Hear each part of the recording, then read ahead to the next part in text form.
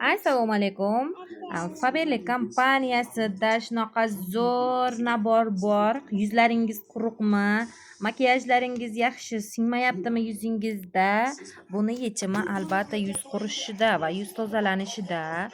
Yuzlaringiz juda quruq bo'lsa, sizlarga Faberli kompaniyasidan kollagen naborni tavsiya etaman.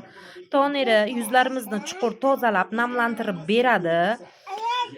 Dnevnoy Nochnoy kremimiz bu yuzlarimizni namlik balanslarini ushlab, namlashni va elastiklarni yaxshilab beradi. Boosterimiz namlikni ushlab turadi.